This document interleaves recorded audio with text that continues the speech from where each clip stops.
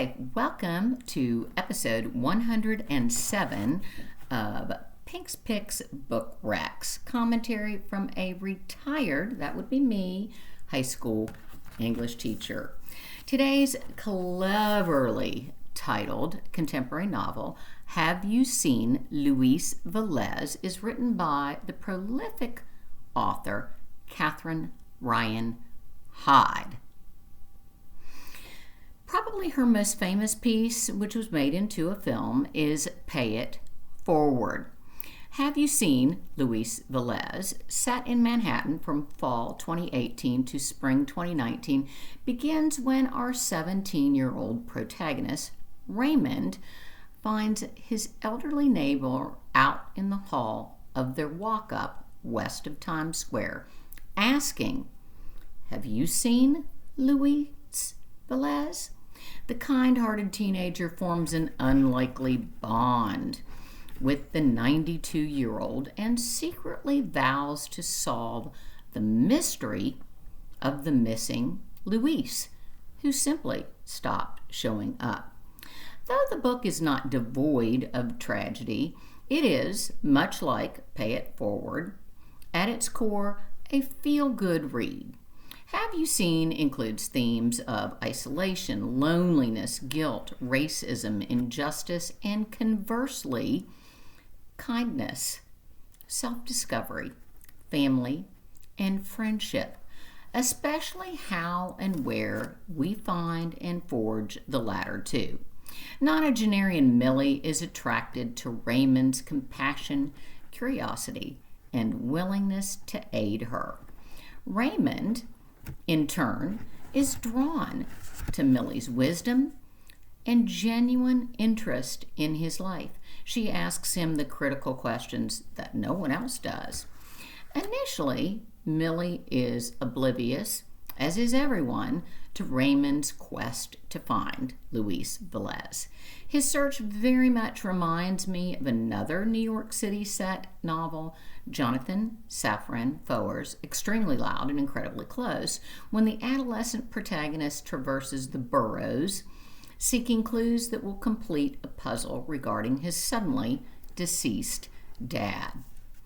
The journeys of these two young men and the people they meet along the way are very, both hauntingly and delightfully similar. One of my favorite of Hyde's stylistic choices is her food motif.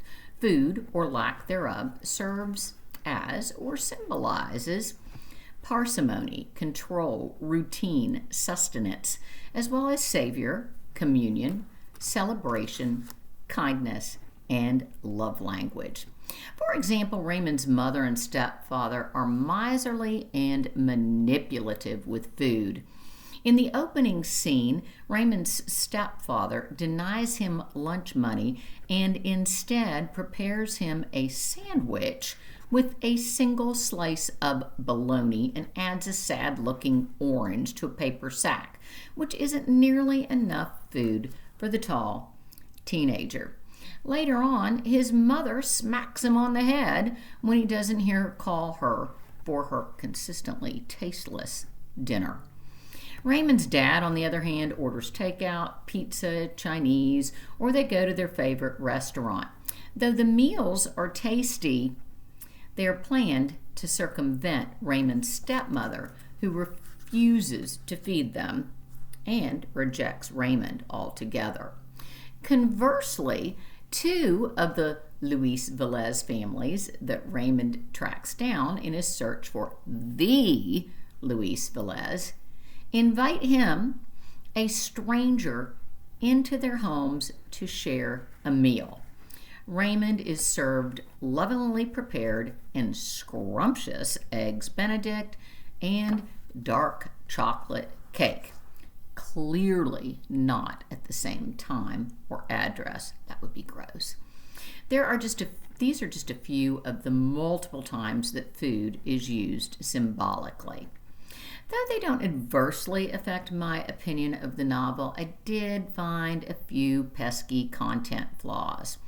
I ask, if Raymond's dad is a dentist who presumably pays child support, Why does Raymond lack food and clothes at his mom's?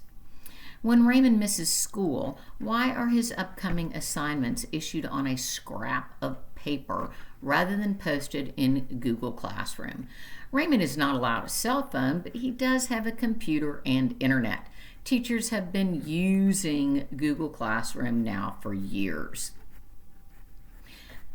Then, Millie tells Raymond that when she arrived on Ellis Island in 1938, the New York City skyline was all brick, not steel and glass.